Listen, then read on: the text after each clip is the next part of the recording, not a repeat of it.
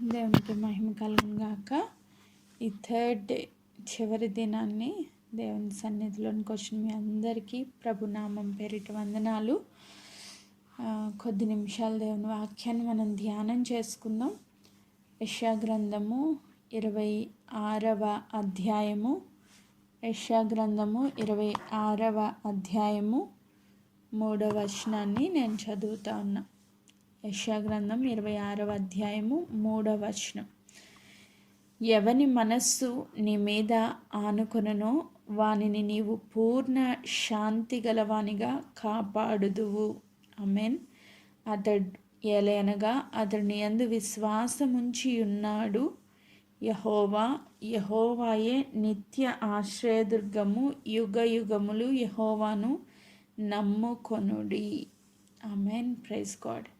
ఈ వాగ్దానము అనేక సార్లు మన జీవితాల్లో మనం పొందుకొని ఉంటాము. కానీ ఈ 3వ ఉపవాస దినాన్ని దేవుడు మనకిస్తున్న ఒక గొప్ప వాగ్దానము, ఆశీర్వాదం అనే అనుకోవాలి. ఇది ఆశీర్వాదకరమైన మాట. ఏం చెప్తున్నారు ఇక్కడ? యెషయా భక్తుడు మనతో మాట్లాడుతూ ఏం చెప్తున్నారు అంటే, ఎవని మనస్సు నీ మీద అంటే దేవుని పైన ఆనుకొని ఉంటుందో, ఎవని మనస్సు దేవుని పైన ఆనుకొని ఉంటుందో వానిని పూర్ణ శాంతి గలవానిగా చేస్తాను అని చెప్తున్నారు.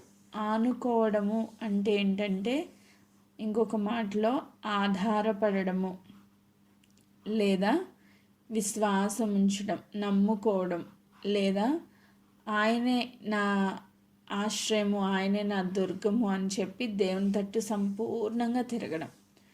అంటే మన పరిస్థితుల్లో, మనం ఎదుర్కొంటున్న ప్రతి పరిస్థితిలో దేవుని పైన ఆధారపడే పరిస్థితి మనలో ఉంటే గనక, దేవుణ్ణి నమ్మితే గనక, దేవుడిచ్చిన వాగ్దానాల్ని నమ్మితే గనక, పూర్ణ విశ్వాసంతో దేవుని తట్టు తిరిగితే గనక వెంటనే మన జీవితంలోకి వచ్చేది ఏంటి అంటే శాంతి. ఆమేన్. అది ఎలాంటి శాంతి అంటే పూర్ణ శాంతి, అంటే సంపూర్ణముగా నెమ్మది పొందుకున్న పరిస్థితి అని మనము అర్థం చేసుకోవచ్చు. ఎవరికి నెమ్మది ఉండదు? ఒక మాట మనం చూస్తే ఎవరు శాంతి లేకుండా ఉంటారంటే ఫెయిల్ అయిపోయిన వాళ్ళు, అంటే ఇంకొక మాటలో చెప్పాలంటే విఫలమైపోయిన వాళ్ళు, వాళ్ళ ప్రయత్నాల్లో విఫలమైపోయిన వాళ్ళు, వాళ్ళ పరిస్థితుల్లో విఫలమైపోయిన వాళ్ళు, ఫెయిల్యూర్స్ కంటిన్యూస్గా మనం చూస్తూ ఉన్నాం అనుకోండి, మన హృదయంలో నెమ్మది ఉండదు, శాంతి ఉండదు, సంతోషం ఉండదు. సో మనుషుల మీద ఆధారపడ్డాం అనుకోండి, ఇంకెంత మాత్రం నెమ్మది ఉండదు. కరెక్ట్గా టైం వచ్చేసరికి మనుషులు చేతులు ఎత్తేస్తూ ఉంటారు. కాబట్టి దేవుని వాక్యం ఏం సెలవిస్తుంది అంటే 118వ కీర్తనలో మనం చదివితే, కీర్తన గ్రంథం 118వ కీర్తన చాలా మంచి మాట. 118వ కీర్తన 8వ వచనాన్ని నేను చదువుతా ఉన్నా. 8వ వచనం. మనుష్యులను నమ్ముకొనుట కంటే యెహోవాను ఆశ్రయించుట మేలు, రాజులను నమ్ముకొనుట కంటే యెహోవాను ఆశ్రయించుట మేలు. ఆమేన్. Praise God. మన బైబిల్ గ్రంథంలో మొత్తం బైబిల్ గ్రంథానికి మిడిల్ వర్స్ మధ్య 2 పార్ట్స్గా డివైడ్ చేసాం అనుకోండి వచనాలన్నీ. సెంటర్లో ఉన్న వచనం ఏంటి అంటే ఇది 8వ వచనం. 118వ కీర్తన 8వ వచనం సెంటర్ వర్స్ అన్నమాట. మిడిల్లో మధ్యలో రాయిపించారు పరిశుద్ధాత్మదేవుడు. చాలా అద్భుతమైన సత్యం. మనుషులను నమ్ముకొనుట కంటే యెహోవాను ఆశ్రయించుట మేలు. ఆమేన్. సో నువ్వు దేవుణ్ణి నమ్ముకుంటే నువ్వు మేలు చూస్తావు, దేవుణ్ణి నమ్ముకుంటే నువ్వు విజయాన్ని చూస్తావు, దేవుణ్ణి నమ్ముకుంటే నెమ్మది పొందుకుంటావు. ఈ మాట గురించి నేను ఆలోచన చేస్తూ ఉన్నప్పుడు పరిశుద్ధాత్మదేవుడు నా హృదయంలోనికి తీసుకొచ్చిన ఒక తలంపు ఏంటి అంటే, పేతురు భక్తుడు అన్ని విషయాలు ఆయన రాత్రంతా చాలా ప్రయాసపడ్డారంట. ఎంత ప్రయాసపడ్డారంటే ఒక్క ఆ చేప కూడా పడలేని పరిస్థితుల్లో చాలా నిరాశలో నిస్పృహలో ఆయన వలలు కడుక్కుంటూ మనకి కనబడతారు. ఏంటంటే ఆయన చాలా కష్టపడ్డారు, రాత్రంతా చాలా ప్రయాసపడ్డారు, కష్టపడ్డారు. ఇంకా రాత్రంతా ప్రయాసపడిన తర్వాత వాళ్ళకి విసుగొచ్చిందనమాట. ఏమీ పడలేదు ఆ రోజు. వాళ్ళ ఇన్కమ్ జీరో, ఆ రోజు వాళ్ళు పొందుకున్నది జీరో, ఏం లేదు. మొత్తం కంప్లీట్గా ఖాళీగా బోట్ ఉంది. వీళ్ళు ఏం చేస్తున్నారంటే ఆ చెత్త చెదారం వల్ల ఏదైతే పడిందో ఆ చెత్త అంతా కడుక్కుంటా ఉన్నారు. సో ఈరోజు దేవాది దేవుడు ఫెయిల్యూర్స్ మధ్యలోనికి వచ్చి, అంటే విఫలమైపోయిన వ్యక్తుల దగ్గరికి వచ్చి దేవుడు చెప్తా ఉన్నారు, పేతురు లోతుకు నడిపించి వల వేయి అని. యాక్చువల్లీ నమ్మడానికి అవకాశం లేదు అక్కడ. ఎందుకు అవకాశం లేదు అంటే అది తెల్లవారిపోయింది, ఉదయకాలం. చేపలంతా మ్యాక్సిమం నైట్ టైమే పడతారు, ఎందుకంటే అవి మంచిగా ఆ ప్లేస్లో తిరుగుతూ ఉంటాయి. వాళ్ళు చాలా నైపుణ్యం కలిగిన ఫిషర్మెన్స్, చేపలు పట్టేవాళ్ళు, జాలర్లు. సో వాళ్ళకి తెలుసు ఏ టైంలో పడితే చేపలు పడతాయో లేక ఏ టైంలో పడవో వాళ్ళకి క్లియర్గా తెలుసు. కానీ వాళ్ళు రాత్రంతా కష్టపడ్డారు. చేపలు పడే సమయంలో వాళ్ళు చాలా ట్రై చేశారు, కానీ అవి పడలా.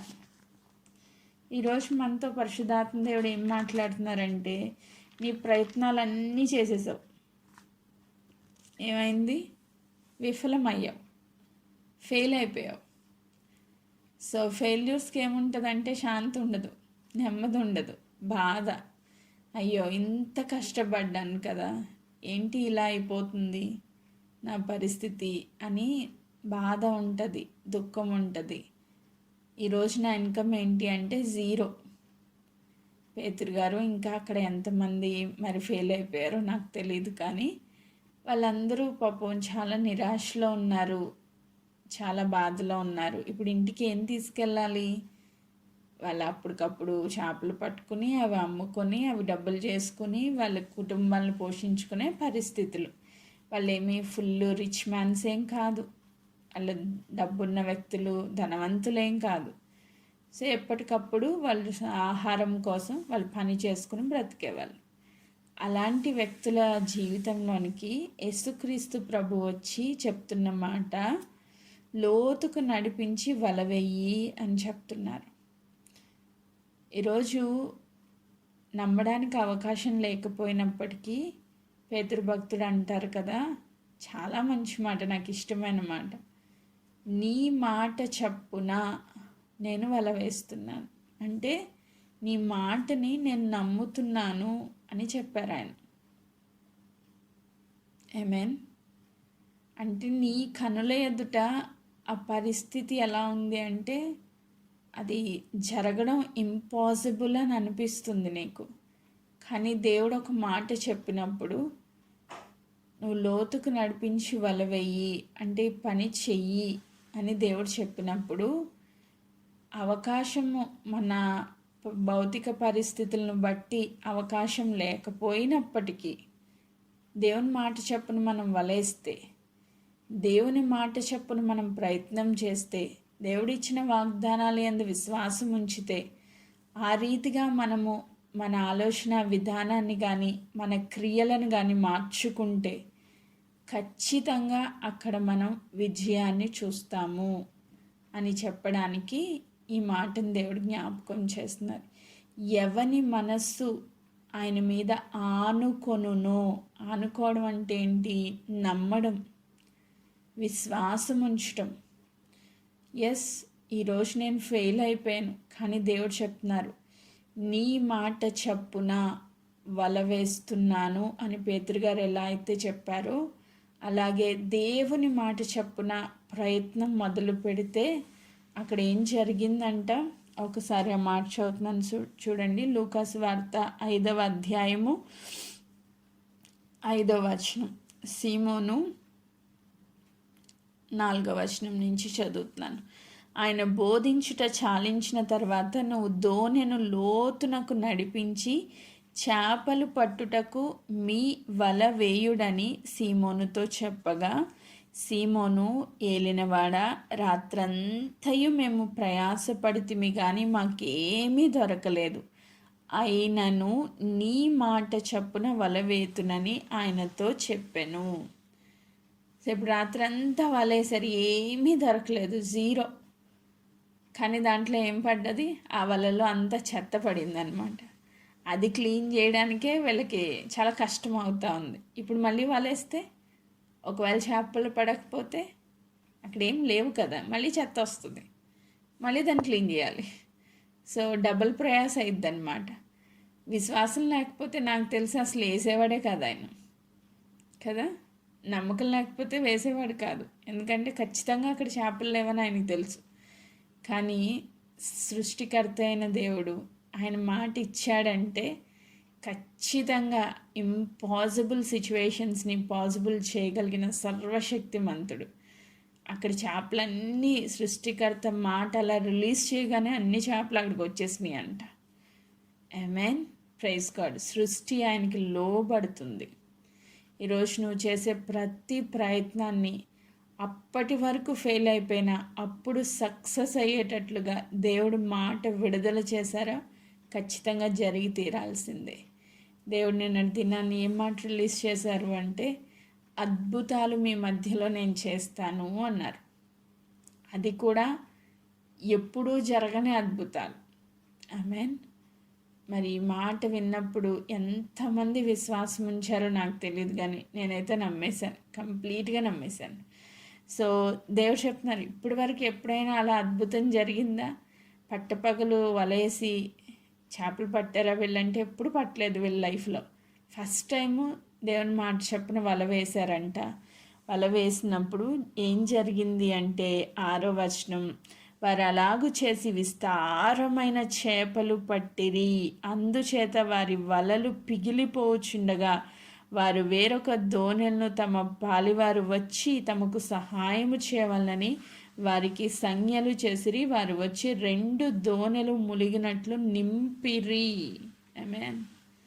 ఒక్క చేప కూడా లేని పరిస్థితుల్లో, ₹1 కూడా సంపాదించలేక ఫెయిల్ అయిపోయిన సిచ్యువేషన్స్లో దేవుని మీద ఆధారపడినప్పుడు, దేవుని మాటను విశ్వాసం ఉంచినప్పుడు, ఆయన మాట చప్పున వల వేసినప్పుడు ఏం జరిగింది అంటే 2 దోణెలు మునిగిపోతున్నాయంట.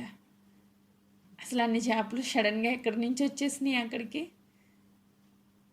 ఆమేన్, ప్రైజ్ గాడ్. మన దేవుడు అద్భుతాలు చేసే దేవుడు.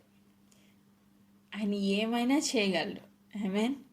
ఆయన మాట అలా రిలీజ్ చేయగానే అక్కడెక్కడ సముద్రంలోనో లేకపోతే ఆ సరస్సులో ఉన్న చేపలన్నీ అక్కడికి వచ్చేసినాయి అన్నమాట. సో రెడీగా ఉన్నాయి అవి వాళ్ళలో పడ్డానికి. దేవుడు నా జీవితంలో కార్యం చేయాలనుకున్నప్పుడు పరిస్థితులన్నింటినీ, సమస్తాన్ని నీకు సమకూరుస్తారు. సిచ్యువేషన్స్ని ఆజ్ఞాపిస్తారు, వాతావరణాన్ని ఆజ్ఞాపిస్తారు, నెక్స్ట్ అక్కడున్న సృష్టిని ఆజ్ఞాపిస్తారు. సమస్తాన్ని నీకు అనుకూలపరచగలిగిన సర్వశక్తిమంతుడైన దేవుడు. ఆమేన్. మనం చేయాల్సింది ఒకే ఒకటి, ఆయన మాట యందు విశ్వాసం ఉంచడం.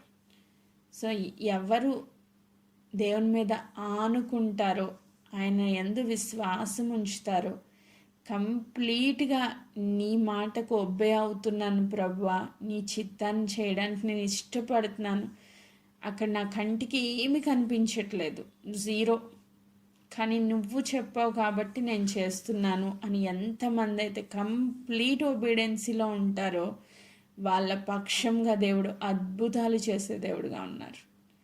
ఆమేన్. నిజంగా అక్కడున్న వాళ్ళందరూ ఆశ్చర్యపోయారంట. చేపలు పట్టిన పేతురు గారే ఆశ్చర్యపోయారంట.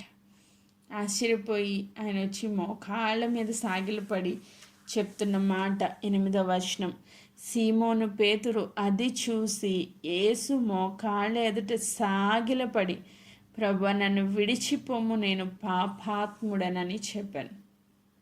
వెంటనే ఆయన హృదయం అంతా కృతజ్ఞతతో నిండిపోయి, నేను పాపిని కదా, నేను ఎంత గొప్ప అద్భుతాన్ని చూడడానికి నేను అర్హుడిని కాను. ఆయన వెంటనే పశ్చాత్తాపడ్డాడు, షాక్లోకి వెళ్ళిపోయాడు ఆయన. రాత్రంతా ఎంత కష్టపడ్డాం, ఎంత ప్రయత్నించాం, ప్రయాసపడ్డం అంటే ఏంటి, ఏ గంట చేప పడుతుందా అని వలేసుకుని కాసుకుని కూర్చోవడం. రాత్రంతా నిద్ర ఉండదు వాళ్ళకి కదా. వల వేసేసి వాళ్ళు ఏమైనా నిద్రపోతారా? మళ్ళీ ఆ వలలో చేపలు పడితే లాగాలి కదా. ఇంకా ప్రయత్నిస్తూ ఉంటారు, టెస్ట్ చేసుకుంటూ ఉంటారు. ఈ గంట పడిందా, ఆ గంట పడిందా, మొత్తం మీద గంట గంట గంట గంట రాత్రి 12 గంటలు అయిపోయింది. మేబీ నైట్ 9 o'clock స్టార్ట్ చేశారేమో, పొద్దున అయిపోయింది. రాత్రంతా చూశారు, ఏమీ పడలేదు. మొత్తం సరసంతా తిరిగేశారు వాళ్ళు, ఏమీ లేదు, జీరో. కానీ మన దేవుడు శూన్యంలో నూతన సృష్టిని చేసిన దేవుడు. శూన్యం లాంటి పరిస్థితుల్లో అద్భుతాలు చేయగలిగిన దేవుడు. ఈరోజు దేవుడు చెప్తున్నారు, నీవు నా మీద ఆనుకుంటే, నా మీద విశ్వాసం ఉంచితే నువ్వేం పొందుకుంటావు అంటే నెమ్మది పొందుకుంటావు, శాంతిని పొందుకుంటావు, విజయాన్ని చూస్తావు, అద్భుతాలు చూస్తావు. సో అద్భుతాలు చూడడానికి ఒక కీ పాయింట్ ఏంటంటే విశ్వాసం.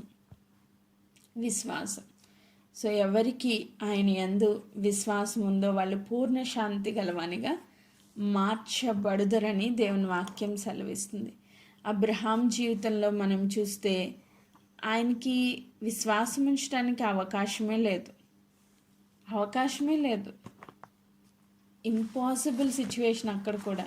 రోమిలికి రాసిన పత్రిక 4వ అధ్యాయంలో మనం చూస్తే అక్కడ అంటారు కదా, రోమా 4:18 నేను చదువుతున్నాను. నీ సంతానం ఇలాగ ఉండునని చెప్పిన దాన్ని బట్టి తాను అనేక జనములకు తండ్రి అగినట్లు నిరీక్షణకు ఆధారము లేనప్పుడు అతడు నిరీక్షణ కలిగి నమ్మెను. ఆయన ఏ టైంలో నమ్మాడు అంటే నిరీక్షణకు ఆధారము లేనప్పుడు దేవుని మీద ఆధారపడ్డాడు. నీ జీవితంలో దేవుని నమ్మడానికి అసలు అవకాశమే లేదు. దేవుని నమ్మడానికంటే దేవుడు ఆ కార్యాన్ని నీ జీవితంలో జరిగిస్తారు అని నమ్మడానికి అసలు అవకాశమే లేదు.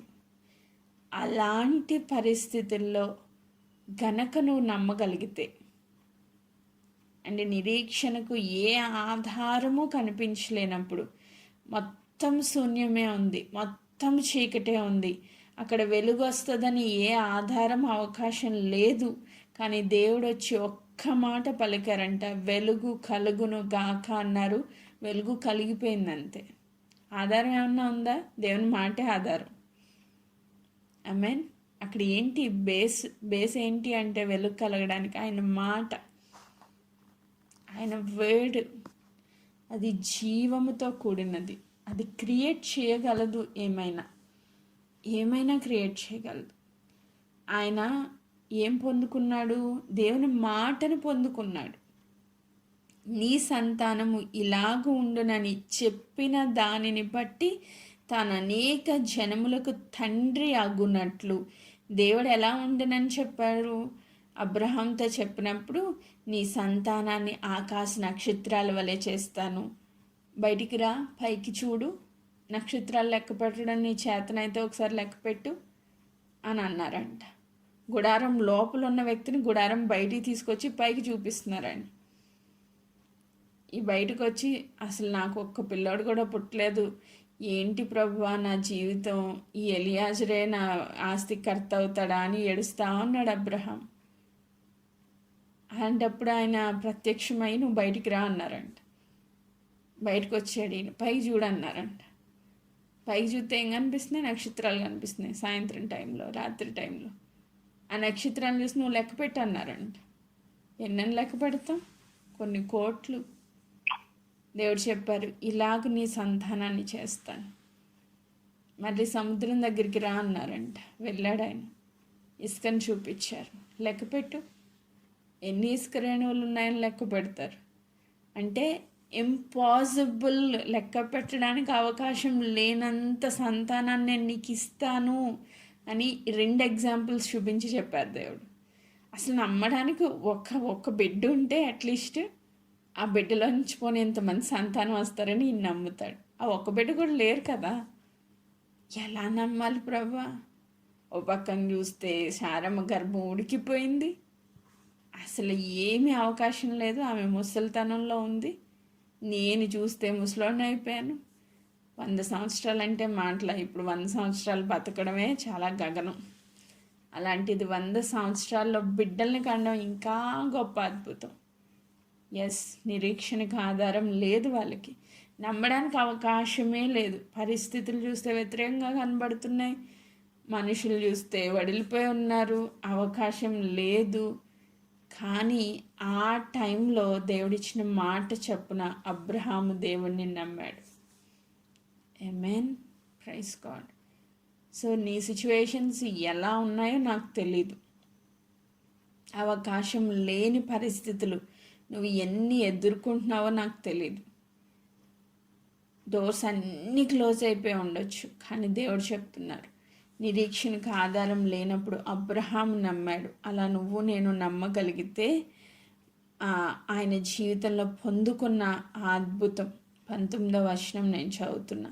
మరియు అతడు విశ్వాసం నందు బలహీనుడు కాక రమారమి 100 ఏండ్ల వయస్సు గలవాడై ఉండి అప్పటికి తన శరీరం మృతతుల్యమైనట్లు శారగర్భం మృతతుల్యమైనట్లు ఆలోచించెను. మనకి థాట్స్ చాలా వస్తాయి. ఎలాంటి థాట్స్ వస్తాయంటే, సాతాను ఎంత గొప్ప ఆలోచనలు ఇస్తాడంటే, అసలు ఇది జరుగుతుందని నువ్వు నమ్మితే నీ అంత అజ్ఞానం ఎవరు లేరని సాతాను చెప్తాడు. మరలా నువ్వు నమ్ముతున్నావు, ఫెయిల్ అవుతున్నావు. ఎన్ని సంవత్సరాలు వెయిట్ చేస్తావు? 1, 2, 25 years, 12 hours కష్టపడితేనే ఇంకా ఇక్కడ చేపలు పడవని పేతురు గారు డిసైడ్ అయిపోతే, ఈయన ఏకంగా 25 years మాటల ఒక్కొక్క రోజు ఒక్కొక్క యుగంలా గడుస్తుంది. వాగ్దానం నెరవేరకపోతే పరిస్థితి ఎలా ఉంటుందో నాకు మంచి ఎక్స్పీరియన్సెస్ ఇచ్చారు దేవుడు. ఎంత భయంకరంగా ఉంటుందో పరిస్థితి రుచి చూచి ఎరిగిన దానిగా నేను సాక్ష్యం ఇస్తున్నాను. చాలా కష్టం. వాగ్దానం పట్టుకోవడం ఈజీ, కానీ అది నెరవేర్పు లేట్ అవుతున్నప్పుడు ఎదురు చూస్తూ నడవడం చాలా చాలా చాలా ఒత్తిడి ఉంటుంది. మానసిక ఒత్తిడి ఉంటుంది, శారీరక ఒత్తిడి ఉంటుంది. కుటుంబాల్లో పరిస్థితులు చాలా డిఫరెంట్గా ఉంటాయి. అందరూ చూసి నిన్ను ఎగతాళి చేస్తూ ఉంటారు, నవ్వుతూ ఉంటారు. ఏంటి నువ్వు నీ జీవితం? దేవుణ్ణి నమ్మావు కదా, నీ బ్రతికెందుకు ఇలా ఉంది? అబ్రహాంకు కూడా డౌట్ వచ్చి ఉండొచ్చు కదా. ఎవరో తెలియని ఒక వ్యక్తి మాట స్వరం విని ఆ స్వరం మీద విశ్వాసం ఉంచి నేను వచ్చేసాను. ఫస్ట్ దేవుడిచ్చిన వాగ్దానం, నేను నిన్ను ఆశీర్వదిస్తాను అని. ఇప్పుడు చూస్తే ఏ ఫలము లేదు. 25 years అయిపోతున్నాయి. ఏంటి ప్రభువా నా జీవితం అని అనిపించవచ్చు, ఆలోచన వచ్చిందంట. కానీ 20వ వచనం, అవిశ్వాసం వలన దేవుని వాగ్దానం గురించి సందేహింపక దేవుని మహిమపరిచి ఆయన వాగ్దానం చేసిన దాన్ని నెరవేర్చుటకు సమర్థుడని రూఢిగా విశ్వసించి విశ్వాసము వలన బలము పొందెను. రూఢిగా అంటే ఖచ్చితంగా దేవుడు చేస్తారు. ఆమేన్. ఖచ్చితంగా దేవుడు నన్ను ఆశీర్వదిస్తారు, ఖచ్చితంగా దేవుడు నా జీవితంలో అద్భుతం చేస్తారు, ఖచ్చితంగా దేవుడిచ్చిన వాగ్దానం నెరవేరుస్తారు. ఆమేన్. సో రూఢిగా అంటే దాంట్లో ఇంక ఏ అనుమానం లేకుండా విశ్వాసముతో బలం పొందుకొని ఆయన వాగ్దానాల నెరవేర్పు చూశాడంట. సో ఈరోజు మనందరము దేవుని సన్నిధిలో కొన్ని దినాలు ఎదురు చూస్తూ ఉన్నామేమో దేవుడి వాగ్దానాల నెరవేర్పు కొరకు. చాలా విసిగిపోయిన పరిస్థితుల్లో ఉన్నామేమో, వ్యతిరేకమైన స్థితిగతుల్లో ఉన్నామేమో. కానీ దేవుడు చెప్తున్నారు, ఎవరి మనస్సు వాని దేవుని పైన ఆనుకుంటుందో వారిని పూర్ణ శాంతి గలవానిగా, పూర్ణ శాంతి. అబ్రహాం జీవితంలో దేవుడిచ్చిన బహుమానాన్ని పొందుకున్నప్పుడు ఆయన హృదయంలోనికి పూర్ణ శాంతి వచ్చేసింది. ఆమేన్. పూర్ణ శాంతి వచ్చేసింది. ఇంకా ఆ శాంతి ఎప్పుడూ తీయబడలేదు. దేవుడు అబ్రహాము, ఇస్సాకు, యాకోబులను అలా స్థిరపరిచేశారంతే. దేవుడు చేసింది ఏదైనా శాశ్వతంగా ఉంటుంది. టెంపరీ సొల్యూషన్స్ దేవుడు ఇవ్వరు, పర్మనెంట్ సొల్యూషన్సే దేవుడు ఇస్తారు. మనం అనుకుంటాం కదా, ఈ సిచ్యువేషన్ను దాటేస్తే చాలు, మనకి ఆ టెంపరీగా ఆ పరిస్థితి నుంచి బయటపడిపోతే చాలు అనుకుంటాం, ఆ ఒత్తిడికి భరించలేక. ఆ టెంపరీ సొల్యూషన్స్ దేవుడు ఇవ్వరు. ఆయన ఇచ్చేది ఏదైనా సరే శాశ్వతమైన పరిష్కారాలు ఉంటాయి. ఆమేన్. Praise God. కొంచెం లేట్ అవ్వచ్చు నీ జీవితంలో, కానీ దేవుడు ఇచ్చేది ఏదైనా సరే శాశ్వతమైనది. ఆమేన్. దేవుడిచ్చేది ఏదైనా సరే పూర్ణమైనది, పూర్ణ శాంతి, అంటే కంప్లీట్ సొల్యూషన్ నీకు ఇస్తారు దేవుడు. ఇంకా దానిలో ఇంకా మార్పు అనేది ఉండదు. ఆమేన్. Praise God. సో నువ్వు అక్కడ స్థిరపరచబడతావు అంతే. ఇంక దాంట్లో ఏ మార్పు లేని స్థితిలోనికి దేవుడు నిన్ను నన్ను నడిపించడానికి ఇష్టపడతా ఉన్నారు. ఇంకొక మాట చదువుతాను, టైం అయిపోయినప్పుడే. మొదటి దినవృత్తాంతముల గ్రంథము 5వ అధ్యాయము 20వ వచనాన్ని నేను చదువుతున్నా. మొదటి దినవృత్తాంతములు 5:20.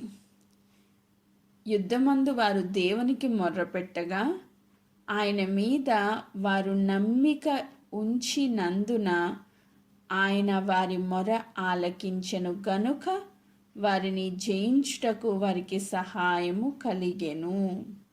22. యుద్ధమందు దేవుని సహాయం వారికి కలుగుట చేత శత్రువులు అనేకులు పడిపోయిరి. తాము చెర తీసుకొని పోబడు వరకు రూబేనీయులు, గాదీయులు, మనష్షే అర్థగోత్రపు వారు వీరి స్థానముల యందు కాపురం ఉండిరి. ఆమేన్.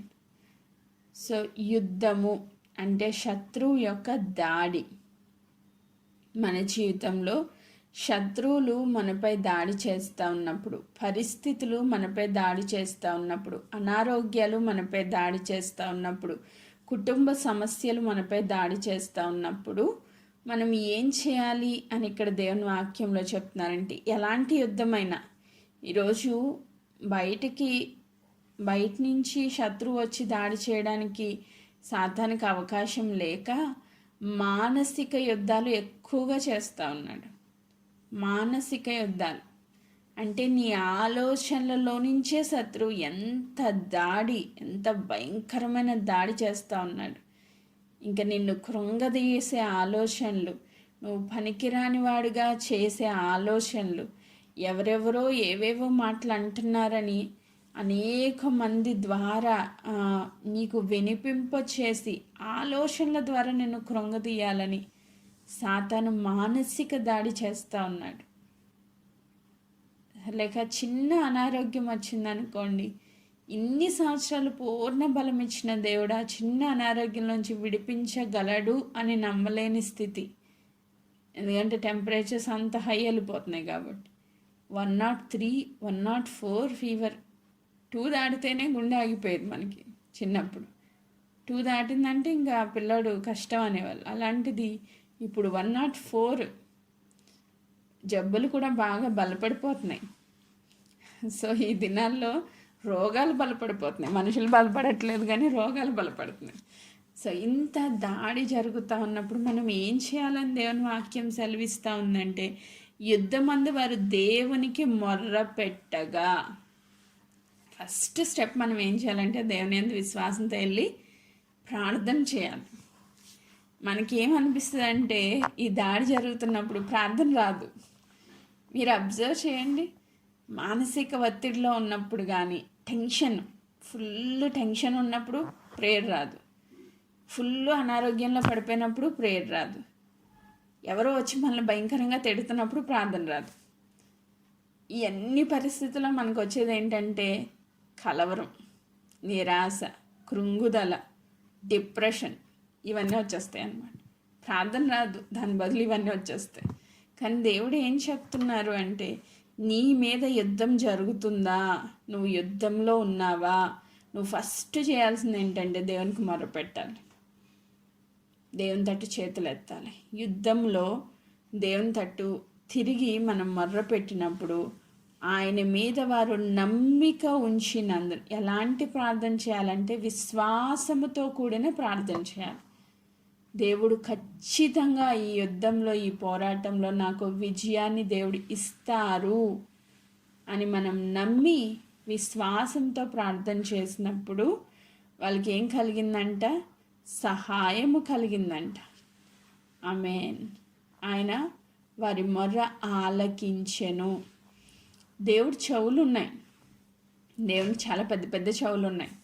ఎందుకంటే ఇన్ని కోట్ల మంది ఒకేసారి మొర్ర పెట్టినా కూడా ఆయనకి వినిపిస్తుంది. ఆయన ఏం కన్ఫ్యూజ్ అవ్వడు. మనమైతే కన్ఫ్యూజ్ అయిపోతాం. మన నలుగురు మాట్లాడారు అనుకోండి, ఎవరికి సమాధానం చెప్పాలో అర్థం కాదు నాకు. ఒకేసారి నలుగురు పిలిస్తే నేను పలకలేను, నాకు కన్ఫ్యూజన్ వస్తుంది. కానీ మన దేవుడు కన్ఫ్యూజ్ అవ్వరు. నువ్వు ఏ సిచ్యువేషన్లో ఉండి ప్రార్థన చేసినా, యోనా వెళ్ళి అగాధంలోంచి ప్రార్థన చేస్తున్నాడని, చేప కడుపులోంచి ప్రార్థన చేస్తున్నాడని, అక్కడ దేవుడు మొర విన్నారు. ఈ పౌలు శీలలు చెరసాల్లో ఉన్నప్పుడు వాళ్ళ ప్రార్థన దేవుడు విన్నారు. అంటే నువ్వు ఏ సిచ్యువేషన్స్లోంచి మొరపెట్టినా దేవుడు వింటారు. కానీ ఆయన ఆ ప్రార్థన అంగీకరించి నీకు జవాబు ఇవ్వాలి అంటే అక్కడ నీలో ఉండాల్సింది ఏంటంటే ఫెయిత్ఫుల్నెస్, అంటే నమ్మకం కలిగి, అంటే ఖచ్చితంగా నా ప్రార్థన దేవుడు విని నాకు ఆన్సర్ ఇస్తారు అని ముందే నువ్వు నమ్మాలి. నువ్వు దాన్ని పొందుకోకముందే నువ్వు దాన్ని నమ్మాలి. అలా నమ్మి ప్రార్థన చేసినప్పుడు ఖచ్చితంగా దేవుడు సహాయాన్ని నువ్వు పొందుకుంటావు అని వాక్యం సెలవిస్తూ ఉంది. అందుకే 21వ వచనంలో అంటారు కదా, గనుక వారిని జయించుటకు వారికి సహాయము కలిగెను. మన దేవుడు ఎవరు అంటే నీకు సహాయం చేసే దేవుడు. ఆమేన్. వాళ్ళకి సహాయం కలుగుట చేత శత్రువులు అనేకులు కూలిపోయారంట. ఈరోజు నీకు అంత గొప్ప సహాయకుడు ఉండగా నీ శత్రువు ఏం చేయాలంటే కూలిపోవాలి. మనమేం చేస్తామంటే గొలియాతులను చూసినట్టు చూస్తాం, పరిస్థితులను ఎలా చూస్తామంటే గొలియాతుల్లా చూస్తాం. మనం ఎవరు అంటే సౌలు అనమాట. పిరికోళ్ళ కూర్చుని అయ్య బాబాయ్ ఇప్పుడు ఏం చేయాలి, రోజు వస్తున్నాడంట, వింటున్నాడంట, ఆ తిట్లన్నీ రిసీవ్ చేసుకుంటున్నాడు, వెళ్ళిపోతున్నాడు. ఏంటి ఉపయోగం? ఏం ఉపయోగం లేదు. దావీదు వచ్చాడు, ఏం వినలేదు. ఈ సున్నతి లేని ఫిలిష్తీయుడు దేవుని సైన్యాన్ని ఎదిరించడానికి వీడికి ఏ పాటి వాడని వచ్చాడు, యుద్ధం యెహోవాదే, ఒక్క రాయి పెట్టి కొట్టాడు, అయిపోయింది, అంతే, క్లోజ్ చాప్టర్. అంటే మనం భయపడతా ప్రార్థన చేస్తే ఎప్పటికీ అది నెరవేర్చబడదు. నువ్వు విశ్వాసంతో చేసే ప్రార్థన దేవుని యొక్క గొప్ప సహాయాన్ని నీకు అందిస్తుంది. ఖచ్చితంగా యుద్ధంలో మనం విజయం పొందుకుంటాం. ఆమేన్. సో ఈరోజు ఫైనల్గా మనతో దేవుడు ఏం చెప్తున్నారు ఈ 3వ దినాన్ని అంటే, ఎవని మనస్సు దేవుని మీద ఆనుకుంటుందో వాడిని పూర్ణ శాంతి గలవనిగా చేస్తాను, ఎందుకంటే అతడు యెహోవా యందు నమ్మిక ఉంచాడు. సో మొట్టమొదటిగా శూన్యం లాంటి పరిస్థితుల్లో దేవుడు కార్యం చేస్తానని చెప్తున్నారు. ఫెయిల్ అయిపోయిన సిచ్యువేషన్స్లో దేవుడు కార్యం చేస్తానని చెప్తున్నారు. నువ్వు దేవుని యందు విశ్వాసం ఉంచితే, ఆయన మాట చొప్పున నీ ప్రయత్నాలు మొదలు పెడితే ఖచ్చితంగా నువ్వు విజయాన్ని పొందుకుంటావు. రెండవది, నిరీక్షణకు ఆధారము లేనప్పుడు నువ్వు నమ్మగలిగితే నిరీక్షణకర్త అయిన దేవుడు నీ జీవితంలో అద్భుతాలు చేస్తానని చెప్తున్నారు. మూడవది, నీ మీద జరుగుతున్న ప్రతి దాడి నుంచి దేవుడు నిన్ను విడిపించి నీకు గొప్ప సహాయాన్ని అనుగ్రహించి ఆ యుద్ధంలో నీకు విజయాన్ని ఇస్తానని చెప్తున్నారు. ఆమేన్. సో ఇలాంటి సిచ్యువేషన్స్లో ఎంతమంది స్ట్రగుల్ అవుతున్నారో నాకు తెలియదు, కానీ ఈరోజు దేవుని యందు నువ్వు విశ్వాసం ఉంచగలిగితే, ఆయన మీద ఆధారపడగలిగితే, ఆయన ఖచ్చితంగా పూర్ణ శాంతి కలిగిన వ్యక్తిగా నిన్ను నన్ను చేయడానికి ఆయన సమర్థుడు, శక్తివంతుడు, సిద్ధంగా ఉన్నారని ప్రకటిస్తూ ఈ మాటలు నేను ముగిస్తున్నాను. దేవుడి వాక్య భాగమును దీవించును గాక. ఆమేన్. Praise God.